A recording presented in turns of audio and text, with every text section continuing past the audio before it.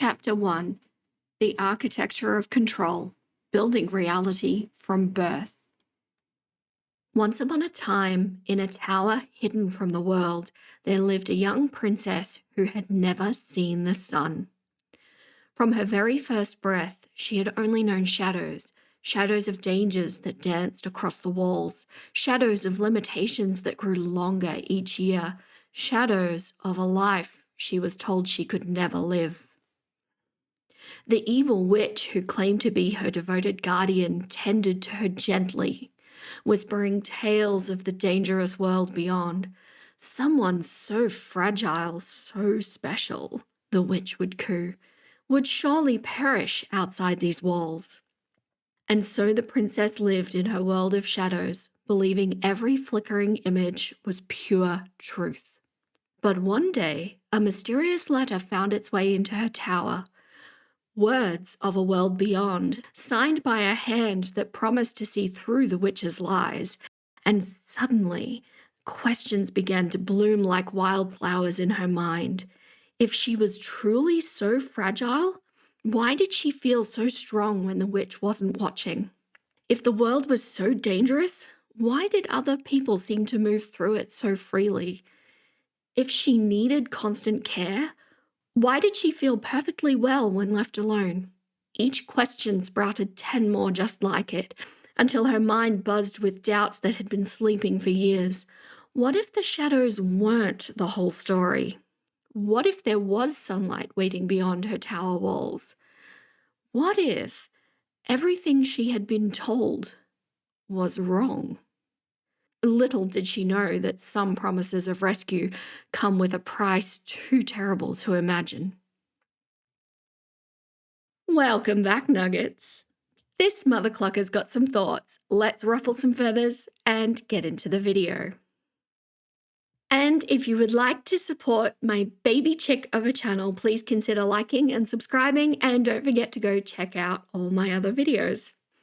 So you've been asking for this one for ages, and honestly, it's taken me this long to feel ready to tackle it. And when I say you've been asking for this one for ages, I think probably the first month that I ever started making videos. So since I finally feel ready, today we are diving into Gypsy-Rose Blanchard's story. But I want to approach this differently than other channels have. See, there is a reason that I've been hesitant to cover this story, and it's because I have some personal experience with what Gypsy went through. Not to the same extreme, but look, it was enough that I understand some of the psychological patterns in ways that may not be immediately obvious to those who have not gone through something similar. Now, I won't be covering the details of the crime itself since so many amazing true crime channels have already done it, although can I just say that I'm feeling like Gypsy-Rose might be a little bit of a gateway substance into a true crime situation.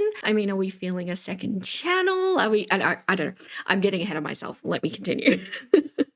So instead, I'll be doing what I do best and what my channel is all about, and that is behavior, psychology, and storytelling. So the reason I've been holding back on this one is that out of all of my childhood trauma that I've experienced, this is probably one of the more recently reconciled in my mind. And when I saw, Gypsy getting out of prison and immediately diving into such a massive online presence, and people were hating her and criticizing her and calling her a liar, it all just felt a little too close to home, in a sense of like, if people were in disbelief of her story, it's almost like in turn they were in disbelief of mine, which of course now with more distance and more clarity, I can recognize that's just absolutely not true. So our stories are very much independent, but good news, my nuggets, I am now one strong mother clucker and I am ready to discuss. This is going to be part of my history that you have not heard, mostly because it just hasn't been pertinent to the parts that we've covered so far. And I wish that I could say that this was the worst part of my history, but unfortunately it is not. Now, before we dive in, I just need to set some expectations because this video and the next video are going to be a little bit different than my usual content.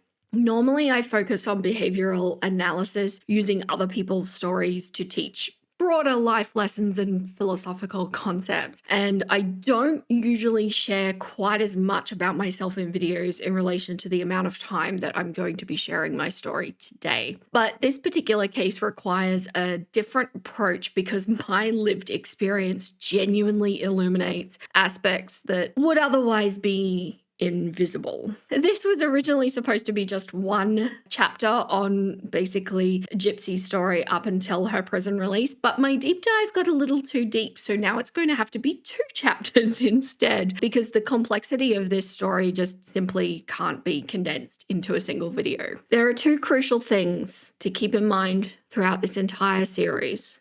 First, I do not condone violence or the taking of somebody's life. Second, I am not here to determine whether Gypsy is a good person or a bad person. That's not my job, and quite frankly, it's not yours either.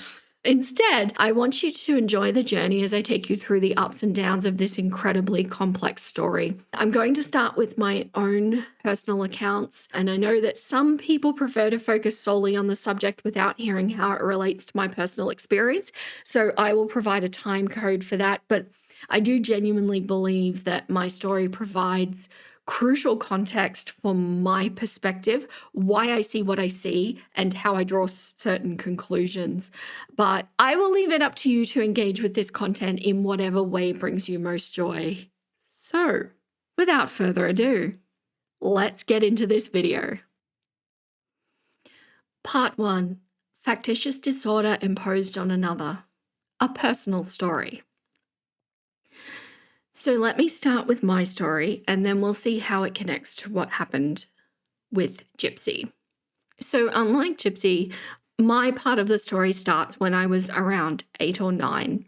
It was, the age where you actually start to want to develop a sense of self. You start picking your own clothes, you start wanting to choose how your hair is and pick your own friends. And that is when my mother decided to start making me sick. I'm not talking about the dramatic stuff you see in the worst cases that tend to spring up on the news, like IV tampering or doctor shopping or anything like that. This was a lot more subtle. And I want to be very careful here because of the seriousness of these allegations that I'm making. And this is my story and my experience. What she really did was create this whole narrative around my health. She made up allergies, invented conditions, told everyone that I was this fragile, special child who needed constant care. And here's what gets me. She would literally brag about it, like to neighbors, friends, random people at the shops, as if having a sick kid was some kind of trophy that proved what an amazing mother she was. I think we always hear about the really severe cases. A couple of really significant ones come to mind. And of course, Dee Blanchard is one of them. But that's not always how it looks. And sometimes it's much more insidious. So let me explain exactly how this played out for me, because I think the details really matter here. So from the start, my mother became absolutely convinced, or at least pretended to be convinced, that there was something seriously wrong with me, even though I felt fine. There was absolutely no point in my memory outside of the odd flu here and there that I remember feeling sick. And I remember being so confused about why I had to keep going to these doctors when I felt perfectly normal. She described all of these symptoms I had and pushed for test after test, and some of these tests were painful and invasive. And when they'd come back negative, because obviously there was nothing wrong with me, instead of going, oh great, she's healthy, she would just push for more specialists and more tests.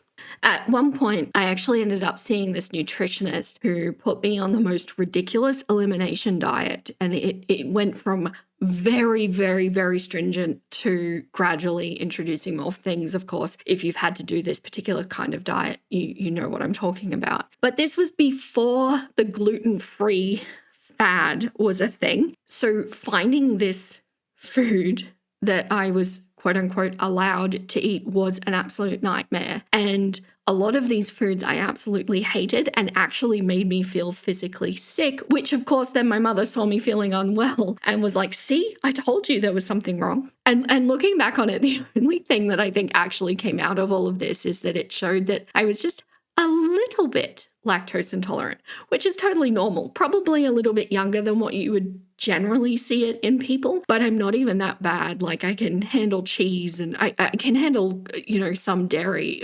There's a threshold. You get to know your threshold. Anyway, that was probably the only legitimate thing. But the fake allergies, that's what really messed me up. My whole life, she told me that I was allergic to a whole range of foods and medications, and specifically penicillin and codeine. And spoiler alert, I am not allergic to any of it. I found this out as an adult when I actually needed medical care. And just think about how dangerous this could be, because I'm there telling the doctors, like, I can't have this medication or I'm concerned about reactions for this, potentially making the illnesses harder to treat or worse than they needed to be. So in my experience, I learned something about how this can affect the brain and thought processes in real life. Because when you're living it, you don't necessarily know what's real and what isn't. I genuinely believe some of the health issues were real, especially around the allergy kind of arena, while others I suspected weren't. Your brain does this kind of weird thing where it protects you from information that feels too dangerous to process. And it just creates this almost like a wall or like blinkers on so that you can't see it or acknowledge it in any way. When I was 13, I actually got glandular fever. That was real, and I was struggling with it for months. So a real illness that actually needed treatment. My mother was so obsessed with her made-up health drama that she completely dismissed my actual symptoms, and she just ignored it completely. It took one of my level coordinators at school to actually have a meeting with her saying, this child is unwell, before I actually got treatment. But of course, that was then months later, and being untreated for so long caused long-term complications that I had to deal with for years. And all the while she's busy inventing these fake illnesses, she missed the real one that could have been sorted so easily if it was caught early. But unlike what Gypsy-Rose experienced, it wasn't really the physical stuff that was the biggest issue. The psychological torment was the worst. It was brutal. She would tell me that these allergies were super, super serious, but she would never actually explain what would happen or what I was allergic to. So every time I went to a friend's house, I would work myself into this complete panic about what would happen if I accidentally ate something. And of course, if you remember back to being a kid, when you go to friends' houses, you generally are exposed to cuisine that is not necessarily standard in your own house. So I'm seeing all of this unfamiliar food and thinking, what if there's something in there that will make me devastatingly ill? So I would literally make myself sick with anxiety, have full-on panic attacks, and guess who would have to come and pick me up in the middle of the night? My mother. And she loved every second of this, because we would get home and suddenly I would have this caring, devoted mother fussing over me. And although that started at friends' places, it also eventually extended to school camps as well, just generally anywhere where I wasn't at home knowing that my food was being monitored, which meant that I became that kid. Always in tears, always having to go home early, always having some kind of health drama, and let's be honest, nobody wants to be friends with that kid. So bit by bit, I got more and more isolated and more dependent on her. I don't know if this was any sort of grand master plan on her behalf. I tend to not think so. I think this kind of developed little bit by little bit over time, and she liked the outcome, so she repeated the action. But here is a really calculated part. I would get mysteriously sick the night before I was supposed to visit with my father. And it would be, oh no, Vera's not feeling well. She can't go this weekend. And it became this kind of perfect way to control my relationship with him and to keep me right where she wanted me. This went on for 10 years. 10 years of me believing I was sick, believing I needed her constant care, believing that I was different from other kids, and the whole time, there was no money involved as far as I know. And that's an important part. There were no disability payments, no charity donations, nothing along those lines. This was purely about the control and the attention that she got from being seen as this incredibly devoted mother caring for her special needs child. But then I turned 18 and then suddenly disability payments became an option. And that's probably where I started to see a different side of things.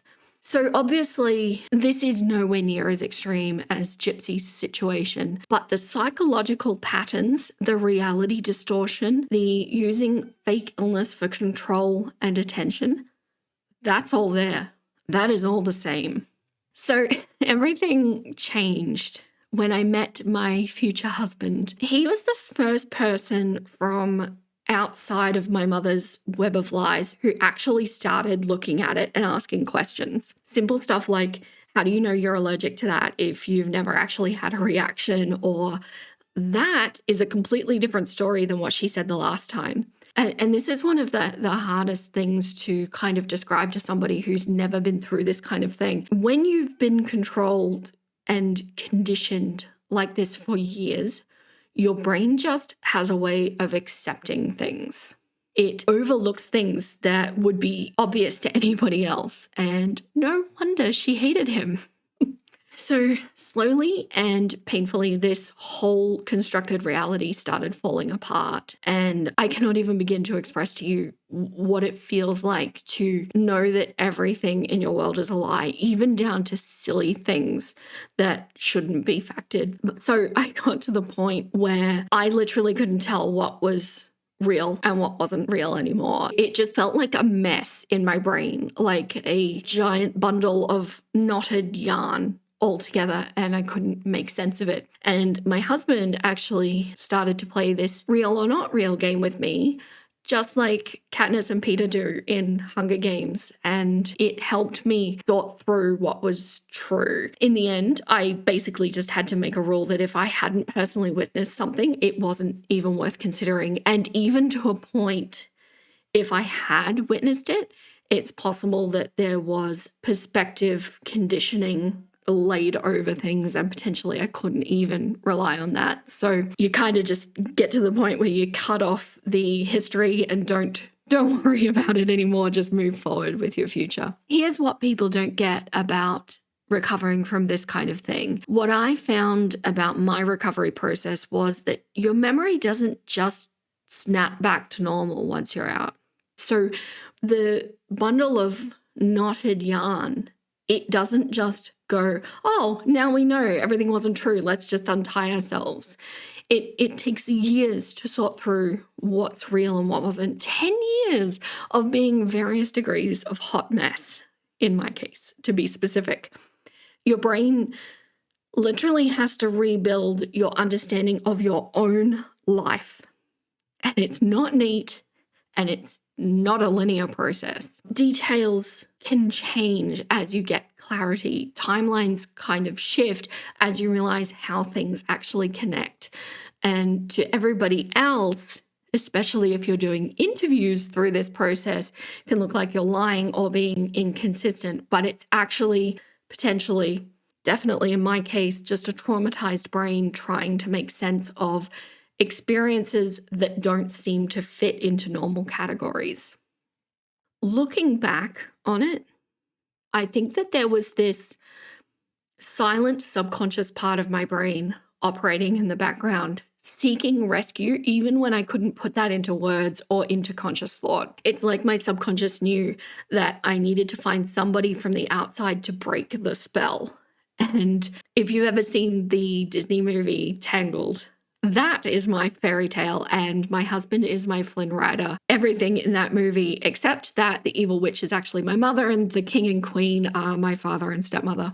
But he showed me that what I thought was protection was actually a prison, and that the real threat wasn't some outside danger. It was actually the person who was claiming to love me the most.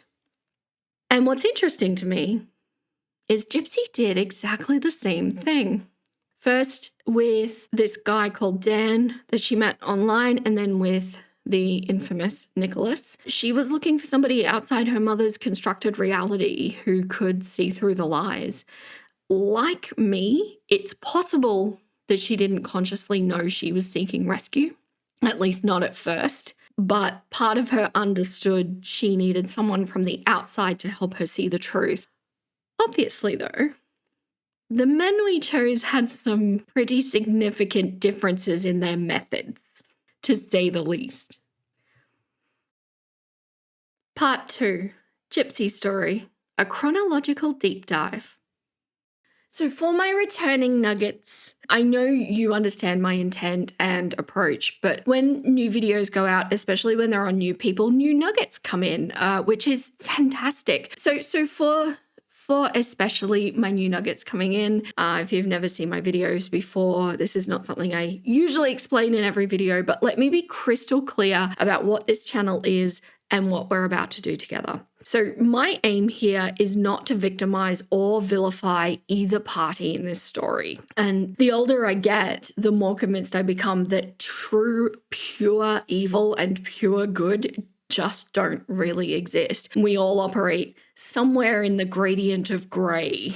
Some parts of Gypsy's story, you may notice, lean in one direction more than another, but life is not as simple as just a series of right and wrongs. I want to encourage us to get comfortable sitting in the unknown, the unsure, and the uncertain. While not being aware of specific stories, I am generally aware of the climate surrounding Gypsy. And I know some of you are probably dying to bring up all the controversies and questionable choices that she's made since her release. And we will absolutely get there. I just need you to let me move through the story chronologically. Just like with my Eugenia content, I will highlight both behavioral issues and injustices on the individual as they arise. We can aim to understand without condoning the behavior. My point being that any one person is not a summation of their mistakes. I'm very conscious of what I see online regarding Gypsy, the team picking, the labeling, and even sometimes people going as far as to choose sides for others. But here's the thing that I want you to keep in mind. The answer to every question ever is, it depends. Is Gypsy a victim? It depends on what aspects of her story we're examining and what time frame we're looking at. Is Dee Dee a mistreater? It depends on which behaviors we're analyzing and what her internal motivations were. Should we feel sympathy for Gypsy? It depends on your personal values, experiences, and which parts of her journey resonate with you. So do you kind of see how this works? This is what we're doing. So throughout this video, I want you to examine your own certainty. Every time you feel strongly about something, challenge yourself and ask why. What are you basing that feeling on? And what would it look like if you were wrong, if the reality was alternate to that? You cannot be truly open-minded unless you're comfortable with uncertainty. And it's not a weakness to say, I don't know, or I don't have the full picture, or I haven't experienced anything like that, so I can't really put myself in that position. What I really, really, really want you to focus on as well is it is crucial to understand that when I present an alternative perspective or question your beliefs, I am not attacking you or your beliefs. I'm not even saying you're wrong. I know I'm going to say things that will make you instinctively react with, that's not right, and that's absolutely okay.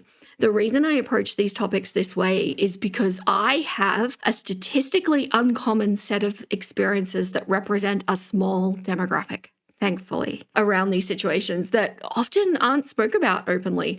And this means that through my videos, I can either bring a new viewpoint to people who haven't encountered these perspectives before, or help those who have shared similar experiences with me feel a little less alone.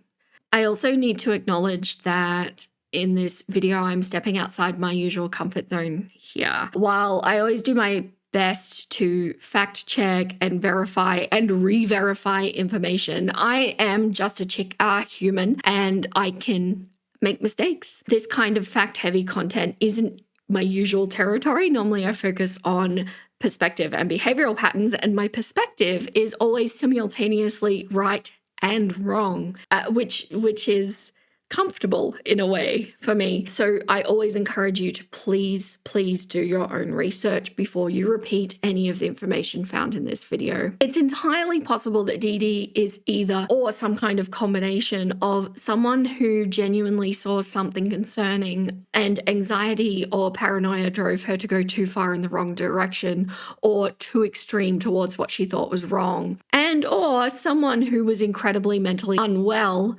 who perpetrated some extremely serious mistreatment on her daughter. We don't know her internal experience any more than we fully understand Gypsys. And likewise, it's entirely possible that Gypsy is a manipulative sociopath who aided and abetted a life being taken too soon and or a survivor of FDIA. Early childhood, infancy to age 8, laying the foundation. Now, my nuggets.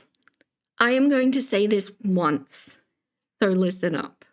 Although this section is going to outline the potentially egregious actions of Dee Dee Blanchard, I in no way am excusing the actions of either Gypsy or Nicholas in relation to their case. One wrong does not excuse another, and I am living proof that this can end a different way. An explanation does not equate to an excuse, and I say potentially egregious actions because at the end of the day, none of us were in that house with them.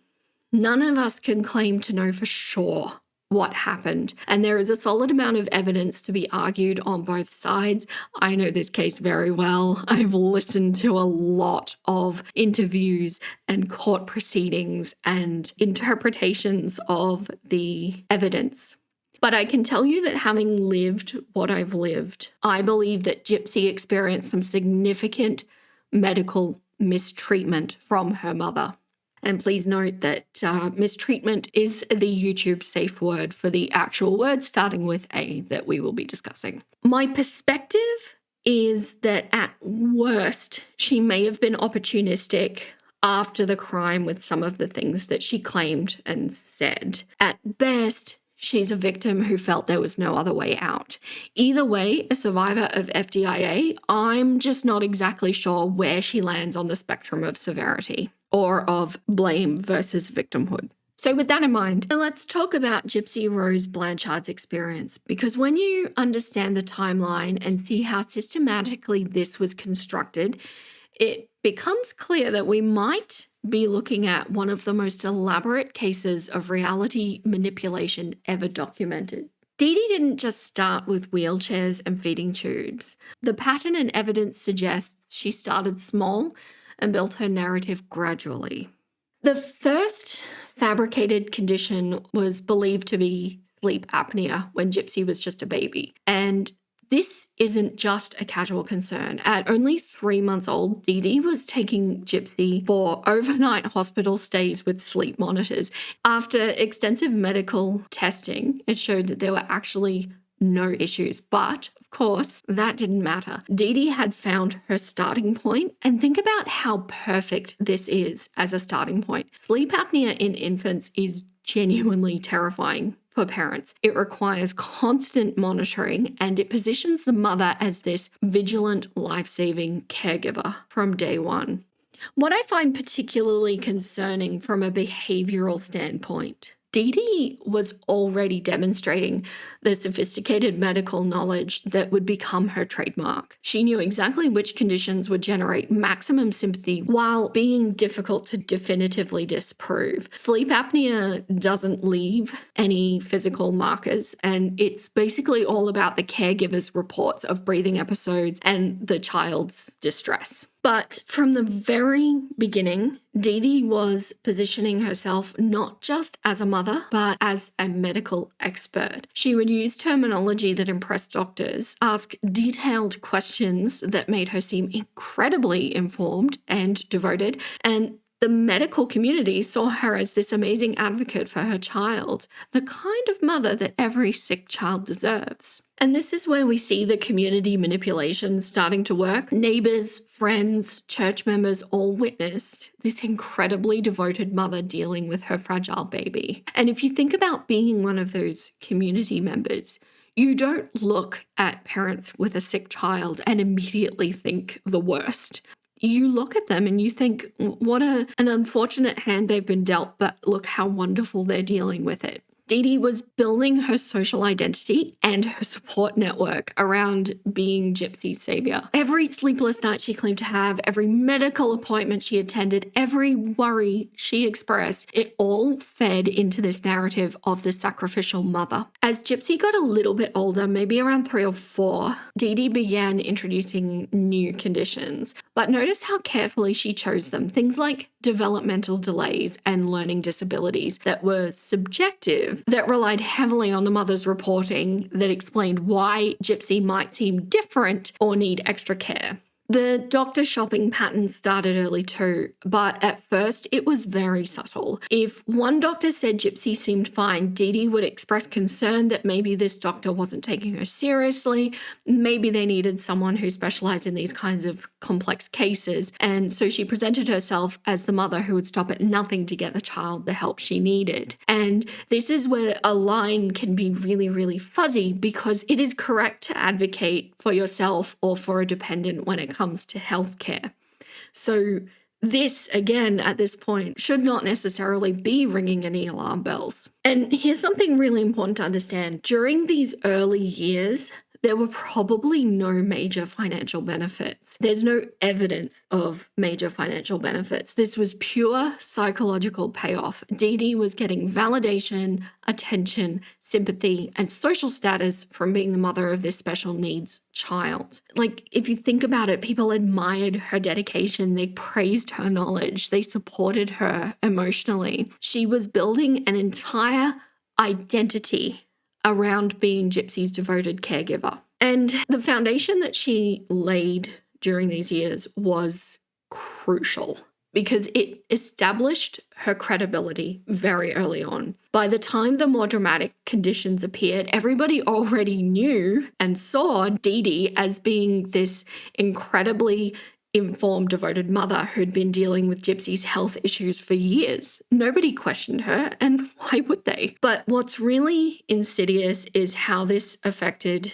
Gypsy's development. See if you can put yourself in this mindset, and it is difficult, I know, but from her earliest memories, Gypsy's identity was being shaped around being sick, around being fragile, around being different. She was learning that love and attention came through illness and that her value was tied to how much care she needed. These patterns were being established when her brain was still forming and when her sense of self was still developing. And from personal experience, although I did not have it as early as what Gypsy did, these patterns being established and the core values being established are incredibly difficult to break. And that was probably one of the hardest things as an adult that I had to undo, was this level of conditioning, this level of self-value, and what love and care actually look like.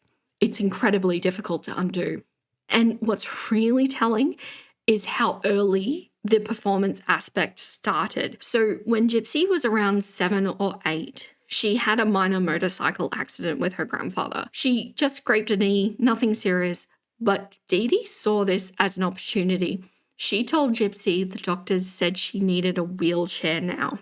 That is starting to get into very calculated nature territory. Gypsy's uncle actually said in an interview that he witnessed something that just shows how much of this was becoming a performance. He said that he saw Gypsy jumping on a trampoline when Dee Dee wasn't home, but the moment that Dee Dee arrived, he said Gypsy, quote, dropped like a wet rag. When Dee Dee saw that Gypsy had been standing, she reportedly screamed, "Don't you know she's crippled?" and immediately put her back in the wheelchair. These are quotes, by the way, Nuggets. This is not language I would be opting to use. Please bear with me. By age 8, Dee Dee had escalated to some serious medical interventions. And this blows my mind because if you think about it, this is where my story started at this age. And we are already in a wheelchair and having a feeding tube surgically inserted. Now, the exact age of the feeding tube is not known exactly when it was inserted, but we know that she had it by age 8. This isn't just control anymore. This is invasive medical mistreatment if it's not needed. Here's another telling detail. When Dee Dee was recovering from a car accident and couldn't monitor Gypsy constantly, Gypsy started staying with her grandfather. In an interview, her grandfather was quoted as saying, "Gypsy didn't need no feeding tube. She sat at dinner table with everyone else and ate French fries, spaghetti, whatever." End quote. But the moment that Dee Dee was back in control, back to the feeding tube, back to the story, back to the wheelchair. And if you think about it too, having a feeding tube is one thing, but it also makes you look more visibly sick. It creates another daily reminder of your supposed medical fragility. And this is not just for Gypsy's own self-perception, but for everybody externally perceiving her as well. And it is really, really difficult to imagine a mother being able to pull the feathers over the eyes of so many medical professionals in order to have this executed. But it is worth keeping in mind that there could be a world where food was withheld, causing weight loss, which in turn leads to a confirmation of the described symptoms. So Dee Dee was telling the medical professionals that Gypsy was not handling her food well, and that's why there needed to be a feeding tube inserted. Childhood, ages 8 to 12, building the empire with documented complexity. So now we move into what I call Dee Dee's empire building phase. This is where major fabricated conditions get introduced and where the community really buys into the narrative. But it is also a period where it's complicated to understand exactly what Gypsy's awareness and memory was of this time. From documented medical records and external sources, we know that during this period, major conditions like muscular dystrophy and developmental delays were added to Gypsy's supposed medical profile. There is evidence to suggest Gypsy may have known she could walk earlier than she initially claimed after the crime. Some neighbors reported seeing her walking when she thought no one was looking. But here's the thing, and this is where my own experience becomes relevant. Knowing that you can do something and believing you should do something are entirely different things when you're living under this level of control. I knew on some level that some of my health issues weren't real, but I also genuinely believed others. And even when I suspected something wasn't right, the psychological conditioning made questioning it feel legitimately dangerous. So keeping in mind that children do not view rights and wrongs or safe and danger necessarily the same way an adult would logic it out. So when we see evidence that Gypsy may have had more physical capability than initially reported, that doesn't necessarily mean she wasn't being manipulated. It might mean she was learning to comply for survival. And this is tricky to understand if you've never had to exist in this environment. Pure logic or common sense just cannot be applied in these situations. You might be surprised just what your brain hides from you when you're in such an intense situation. And it's different than adult coercive relationships, which you do hear more about and potentially more of you have actually experienced, because this is from the moment you're born. So if you have experienced, I'm sorry if you have, but if you have experienced a coercive relationship, imagine not knowing a world outside of that. Imagine never knowing any other truth outside of that. It is literally from the first day that you are conditioned to know, mother knows best. And my goodness, that is probably the tagline of my childhood. Mother knows best. The birth certificate forgery happened during this period too, changing Gypsy's birth year from 1991 to 1995. There is some evidence to suggest that there were smaller ones happening earlier than this, but this one is documented, and it's particularly insidious because it gave Dee Dee 4 extra years of control. If you think about it, a 16-year-old questioning medical treatment is very different from a 12-year-old doing the same thing. It's not uncommon for parents to do the talking when in a doctor's office with a minor. And in all honesty, this detail right here disturbs me deeply, and I hope more than anything that this was financially driven and not the alternative, because the alternative is heinous. This is very, very wrong. But here's what we need to remember. Gypsy's early accounts of when she discovered her real age have been inconsistent. And I want to be really clear when Gypsy has been an unreliable narrator. Not because I want to call her a liar, but because I think it's important just to be able to see what her mindset was at any given point. She initially claimed she didn't know until much later, but evidence does suggest that she may have known earlier.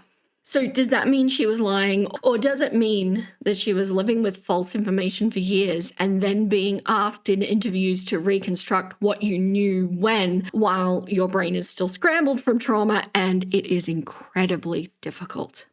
The head shaving during the leukemia claims happened during this period as well. Dee Dee did actually shave Gypsy's head, but she said it was because it would fall out due to the medication anyway, so let's do it now. This is documented through photos and witness accounts, and it's particularly chilling because it shows how far Dee Dee was willing to go to maintain this visual narrative. But again, we need to think about this from Gypsy's perspective. Having your mother shave your head while telling you it's because of your illness, that's not something a child questions. That's just reality when you're 8, 9, 10 years old. There was further community manipulation going on during this period as well. They would attend every church service, volunteer for community events, but always with Gypsy by her side and always in the wheelchair. And so still, the community saw what they expected to see, a devoted mother sacrificing everything for her sick child. And the community absolutely brought into this narrative. In 2001, when Gypsy was actually 10 years old, she was named the honorary queen of the crew of Mid-City during Mardi Gras in New Orleans. But here's the thing, Dee Dee was claiming Gypsy was only 8 at this time, and so picture this, a supposedly severely disabled 8-year-old girl with leukemia and muscular dystrophy being crowned as a symbol of hope and inspiration. The community saw exactly what Dee Dee wanted them to see. This brave little girl fighting impossible odds and her devoted mother right by her side. I can imagine that this community buy-in became part of the prison for Gypsy as well. Even if she had started to question things during this period, and there's no clear evidence about when the questioning may have begun, where could she go? Everyone around her reinforced Dee Dee's narrative. Everyone praised Dee Dee's devotion. If Gypsy had tried to say something was wrong, who would have believed her over her saintly mother? Adolescence. 13 to 18. The golden years for Dee Dee. Crisis as opportunity. Now we get to what I call Dee Dee's golden years. And it all started with what seemed like a disaster, but became the perfect opportunity. Hurricane Katrina hit in 2005 when Gypsy was around 14, although the community thought she was 10, thanks to that birth certificate forgery. And here's where Dee Dee's strategic thinking really shows. And like my mother, I don't necessarily know if it was part of all this grand plan that was executed flawlessly, but I think that they can be very opportunistic when things are revealed to them. The hurricane could have been devastating to her carefully constructed narrative. All those medical records, all of that documentation of Gypsy's supposed conditions. But instead, Dee Dee turned it into the ultimate advantage. We lost all of Gypsy's medical records in the hurricane, became her explanation for any inconsistencies or gaps. Think about how brilliant this is from a manipulation standpoint. Any new doctor who couldn't find evidence of previous treatments? Hurricane. Any questions about certain symptoms that didn't match expected patterns? Hurricane. Well, you see, all the specialist reports were destroyed in the storm. The move to Missouri gave them a completely fresh start with a community that had no baseline knowledge of their story. So Dee Dee could reintroduce herself and Gypsy however she wanted. And she now had the perfect tragic backstory to explain any gaps. New doctors, new neighbors, new support systems, all seeing them through the lens of hurricane survivors who had lost everything. And this is where it's documented that the major charitable benefits started flowing. Habitat for Humanity built them a specially adapted house. The community rallied around this devoted mother and her severely disabled daughter who had lost everything in the storm. Local organizations, churches, individuals, everyone who wanted to help this inspiring family rebuild their lives. And they did. It is the perfect town. The perfect place. It took something like a hurricane to make us have a happy ending. Around this time, we do need to be careful about the timeline and Gypsy's awareness. She was now a teenager, even though the community thought she was younger. Teenagers naturally start questioning authority and seeking independence and developing their own, what will become adult identity. For Gypsy, this normal developmental stage was happening, but while she was trapped in an increasingly elaborate web of lies and being told that she was much younger. This is also the time where we see just how calculated this really was in all of its documented glory. In 2001, doctors performed a muscle biopsy on Gypsy that is literally cutting into muscle tissue to examine it. The results came back definitively. No muscular dystrophy. Most mothers would be celebrating that news. But here's the kicker. Dee Dee didn't go, oh, thank goodness my daughter is healthy. She just kept claiming that Gypsy had muscular dystrophy for years afterwards. This shows us something crucial about Dee Dee's psychology. She wasn't a worried mother seeking answers. She was someone who had already decided what the answers needed to be and that medical facts weren't going to change her narrative. Now, there is something I will mention coming up later that can potentially explain some of these symptoms, and we might be able to give Dee Dee a little bit of a leeway here, saying potentially she thought she was seeing something and she knew what the answer was, but she also wasn't listening to what the doctors were saying either. The potentially unnecessary medical procedures escalated during this period too. The teeth removal is particularly chilling because it's irreversible. So where are you going today? I'm going to Children's Mercy Hospital to see my dentist for my teeth. And visible. While Dee Dee claimed that this was due to medication side effects, the necessity of this extreme dental intervention has been significantly questioned. But removing all of someone's teeth fundamentally changes how they look and how they speak and how they eat. It's a permanent alteration that may have made Gypsy even more dependent. It does also seem that around this time, Gypsy was becoming more aware of inconsistencies. Some accounts suggest she was starting to realize she was older than people thought and that some of her supposed limitations weren't real. But remember what I said about mixed awareness. Knowing something isn't right and being able to act on that knowledge are entirely different things. Unfortunately, this is also where the system failures become truly staggering. In 2009, according to a police report obtained by ABC News, a doctor contacted authorities with concerns, saying that he could not find any symptoms to support what Dee Dee alleges to be wrong with her daughter. Reportedly, what had happened was they were in the doctor's office, and when the doctor told Gypsy to stand up, she did. So we literally had medical professionals actively reporting their suspicions to Child Protective Services, but some sources suggest that when CPS investigated, they found Gypsy was legally an adult. She said she didn't want to leave, so case closed, an adult gets to choose. Think about how twisted that is, though. An 18-year-old who'd been systematically conditioned her entire life told the system she was fine and didn't need help. And I would have done exactly the same thing.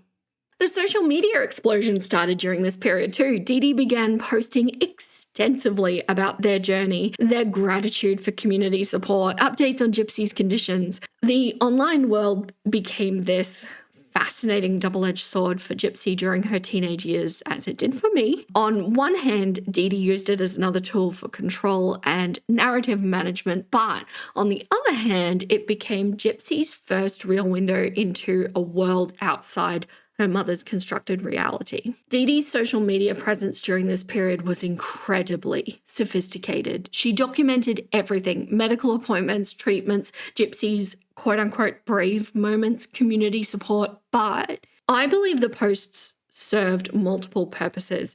They maintained community sympathy and support. They created public record of Gypsy's supposed conditions that would be hard to challenge later, and they fed Dee Dee's psychological need for attention and validation. But it does get complicated here for Gypsy. During this period, she seemed to become increasingly aware that something wasn't right, but she was also becoming more sophisticated about hiding that awareness.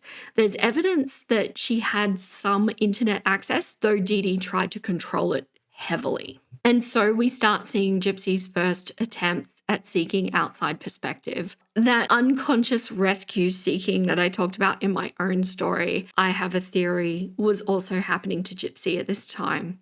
She began reaching out to people online, initially in small ways. Some accounts suggest that she was curious about other people's lives. But the thing is, when you've been living in a constructed reality your entire life, the internet can be both revelatory and confusing.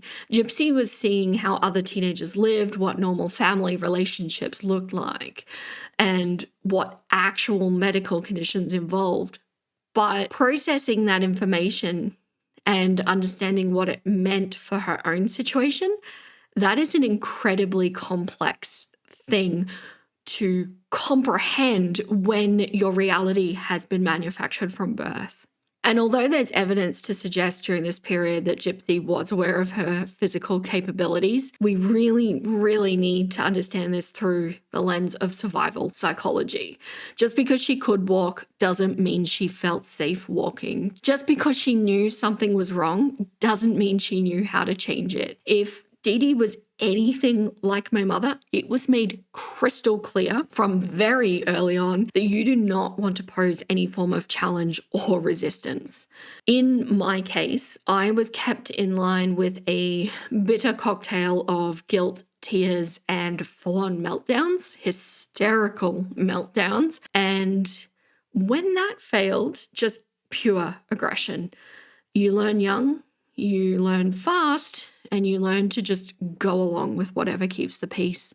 And I've reflected on this many times as an adult looking back, just how effective these tactics are, because I can't stress enough, since day one, this happens. And I've thought to myself many a time, she didn't actually have any real power. In Labyrinth at the end, you have no power over me. I had that awakening. And once you have that, looking back on it, you go, but why? There wasn't actually any power. Why didn't I do something to change it? But it's just not within the realm of consciousness. It's not a thought that occurs. You are so well conditioned to stay in line by a sequence of behavioral chains that you just do it. And it's just so tragic when you think about it. Okay, my nuggets. So that takes my story and Gypsy's story up to the same point, to age 18. And of course, this is Gypsy's actual age 18, not her documented age 14. So if you're still here listening to this, thank you so much. I appreciate you. There is going to be chapter 2, which is technically a part 2 to this, coming fairly shortly. It will be the next video I work on unless some breaking news happens within one of the communities. So I hope you enjoyed it.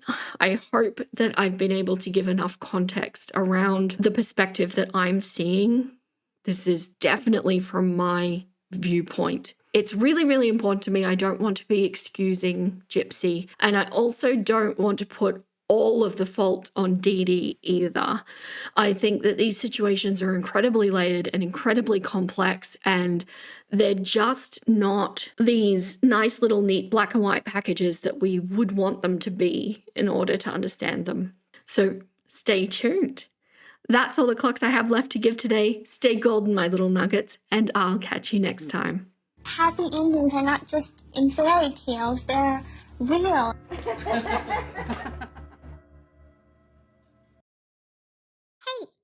hey, hey, hey! I'm gonna go watch another video.